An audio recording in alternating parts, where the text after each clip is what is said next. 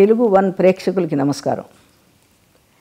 ఎంత పాండిత్యం ఉన్నా ఆ పాండిత్యం యొక్క శక్తి కన్నా అహంకారం ఎక్కువ ఉన్నట్టయితే ఆ పాండిత్యానికి విలువ లేదు అని చెప్పడానికి కాశీఖండంలో వేదవ్యాసుడు కథ ఒక అద్భుతమైన కథ ఉంది. శ్రీనాథుడు రాసిన కాశీఖండం.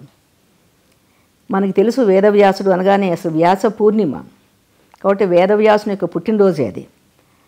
కాశీలో ఆనంద కాననం అని ఆ ప్రాంతంలో విహరిస్తున్నారట విశాలాక్షి విశ్వేశ్వరుడు. అయితే వాళ్ళు అనుకున్నారట మనకి ఎన్నో సంవత్సరాలుగా కాశీలో ఉంటున్నాడు కదా వేదవ్యాసుడు తన శిష్యులతో కలిసి ప్రతిరోజు భిక్షాటనకి. ఇప్పుడు ఈ భిక్షాటన చేసేటువంటి ఋషీశ్వరులు కానీ సన్యాసులు కానీ పదార్థాలు నిల్వ ఉంచుకోరు, ఏ రోజు భిక్షాటన ఆ రోజే. కాబట్టి ఆ మంటపంలో వేదాధ్యయనం శిష్యులతో గోష్ఠి అయిన తర్వాత మధ్యాహ్నం 12 గంటలకి వేదవ్యాసుడితో పాటు ఆయన శిష్యులు జైమిని, వైశంపాయనుడు, సుమంతుడు వీళ్ళందరూ కలిసి భిక్షాటనకు బయలుదేరతారు. వాళ్ళు భిక్షాటనకు వస్తున్నారు అని తెలియగానే ప్రతి ఇల్లు కూడా ప్రతి ఇల్లాలు తలుపు తీసి వాళ్ళని ఆహ్వానించి వాళ్ళ జోలిలో భిక్ష వేస్తుంది. ఇది రోజు జరుగుతున్న విషయమే. వేదవ్యాసుడు వచ్చాడు తన శిష్యులతో అనగానే వాళ్ళు మంత్రోచ్చారణ చేస్తూ బయలుదేరి వస్తుంటే అదొక పెద్ద ఆనందంగా ఒక అదృష్టంగా భావించేవారు కాశీ నగరంలో ఉన్న ప్రతి ఇంట్లో ఉండే ఇల్లాళ్ళందరూ. అయితే ఒక రోజున ఈ విశ్వేశ్వరుడు అడిగాడట విశాలాక్షిని, ఇంత గొప్ప భక్తుడు కదా, ఈ భక్తుడి భక్తి ఏమిటో ఒకసారి మనం పరీక్షిద్దామా అంటే ఆమె అడుగుతుంది నేనేం చేయగలుగుతాను, నేనేం చేయలేనని. అయితే విశ్వేశ్వరుడు అన్నట్టు నువ్వే అన్నపూర్ణవి కాబట్టి నువ్వే ఈ పని చేయగలవని. అంటే నేనేం చేయగలను అంటే ప్రతి ఇల్లాలి మనస్సుల్లోనూ నువ్వు ప్రవేశించి వేదవ్యాసుడికి భిక్ష పెట్టకుండా చేయించు వాళ్ళ చేత అంటుంది. వేదవ్యాసుడు రోజులాగే బయలుదేరి వచ్చాడు. ఏ తలుపు కొట్టినా ఏ ఇల్లాలు తలుపు తీయదు ముందు. ఒకవేళ తలుపు తీస్తే ఇవాళ ఏదో ఇబ్బంది వచ్చిందనో, ఇవాళ సూతకం ఉందనో, మరొకటనో ఎవరు భిక్ష వేయట్లే. మిట్ట మధ్యాహ్నం 12 నుంచి వేదవ్యాసుడు శిష్యులు తిరుగుతూనే ఉన్నారు ఆ ఊరంతా. చివరికి వాళ్ళు విసిగిపోయి వెళ్ళిపోయారు. ఆ రోజు అలాగే అయిపోయింది. మళ్ళీ తెల్లారి భిక్షాటనకి వెళ్ళారు. మళ్ళీ ఇదే పరిస్థితి. అంటే వ్యాసుడికి అర్థం కాలేట ప్రతిరోజు భిక్ష పెట్టే ఈ కాశీలో ఉండే ప్రతి ఇల్లాలు తను ఎందుకని ఈరోజు తిరస్కరిస్తున్నారు, ఎందుకు భిక్ష దొరకదు, ఈ ఆకలి బాధ ఎలాగా అని అంత గొప్ప వేదవ్యాసుడికి కూడా. అందుకే మన వాళ్ళు చెప్తారు చాలా కోపం వచ్చినప్పుడు ఒక వివేకం పనిచేయాలి. ఆ వివేకం పనిచేయకుండా వెంటనే ఆయన ఏం చేస్తాడంటే ఆ భిక్షా పాత్రని ఆ కాశీ నడి వీధిలో కింద పడేసి పగలగొట్టి ఈ కాశీలో ఉన్న వాళ్ళందరూ ధనమదంతో, విద్యామదంతో, మోక్షమదంతో నన్ను నా శిష్యుల్ని ఇంత అగౌరవపరిచారు, సరే అని వీళ్ళని శపించాలని సిద్ధపడుతున్నట్ట. ఎలా శపిస్తాడు? ఒక 3 తరాల వరకు కాశీలో ఎవరికి విద్య రాకుండుగాక, ఒక 3 తరాల వరకు కాశీలో ఎవరికి ధనం లేకుండుగాక, ఒక 3 తరాల వరకు కాశీలో ఎవరికి మోక్షం రాకుండుగాక అని శపించాలని ఇట్లా నోరు తెరవబోతున్నట్ట ఆ కోపంతో. వెంటనే ఒక ఇల్లాలు తలుపు తీసుకుని వేదవ్యాసుని పిలుస్తోందిట. ఆ ఇల్లాలు సగ నేర్చిన జుట్టు, ఒక పెద్ద బొట్టు, ఇంతవరకు ఏతి ఇల్లాలు పిలవనిది ఉన్నట్టుగా ఉండి వ్యాసుడిని రమ్మని పిలిస్తే ఒక్క నిమిషం ఆశ్చర్యపోతాడు. మళ్ళీ పిలుస్తుంది, అయ్యా ఒక్కసారి రా అని. వస్తాడు. ఏమిటమ్మా అంటాడు. నువ్వు భోజనానికి రా, నువ్వు చాలా ఆకలిలో ఉన్నావు అంటుంది. అదేంటి ఇంతవరకు, అవన్నీ నీకు తర్వాత మాట్లాడతాను. అయితే అతను అంటాడు మరి నేను ఒక్కడనే ఎలా వస్తాను, నా శిష్యులు కూడా ఉన్నారు, నువ్వు నీ శిష్యులు అందరూ కూడా కాశీలో స్నానం చేసి రండి, ఎందుకంటే నా భర్త ఇంటికి ఒక అతిథికి భోజనం పెడితే కానీ భోజనం చేయడు, ఆ నియమం కోసం ఎదురు చూస్తున్నాడు, సమయం అయిపోతుంది రండి అంటుంది.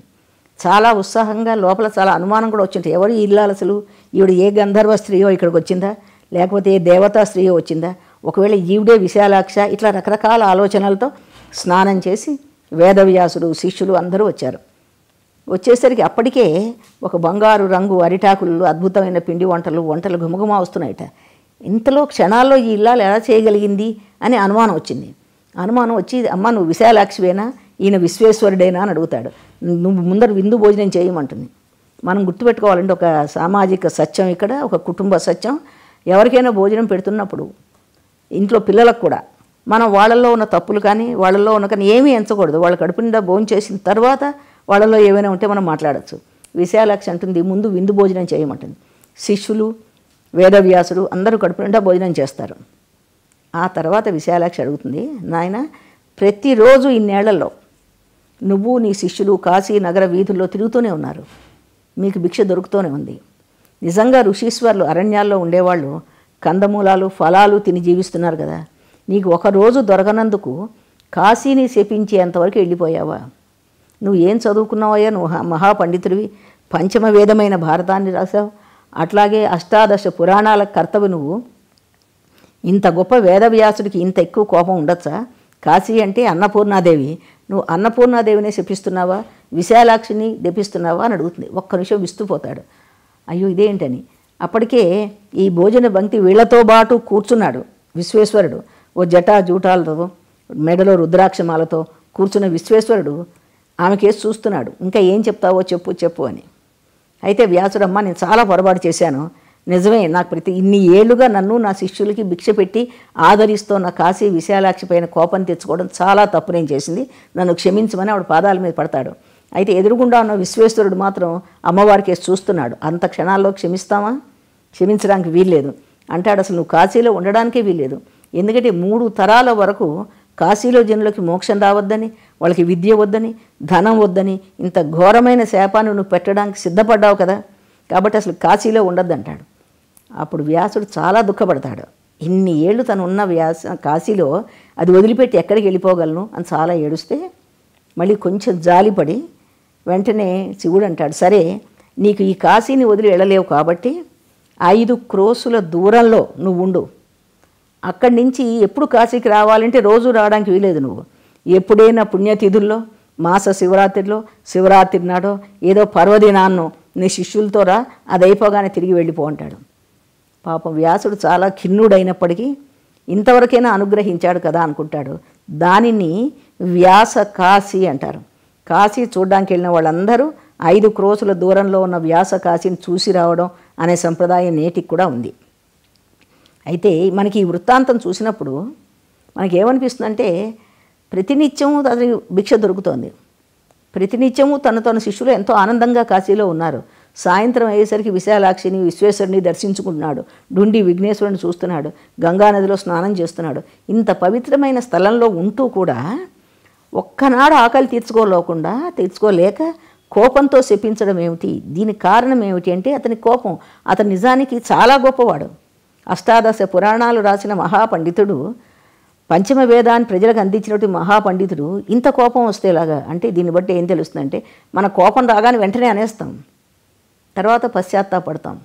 అక్కడ భగవంతుడు కాబట్టి అనుగ్రహించి ఒక దారి చూపించి మొత్తం కాశీ నుంచి వెళ్ళగొట్టకుండా దగ్గరలో వ్యాస కాశీ అని ఒక ప్రదేశం పెట్టి అక్కడ ఉండమన్నాడు. సామాన్యులైతే విరోధాలకి, కక్షలకి, శత్రుత్వాలకి పెరిగిపోతాయి.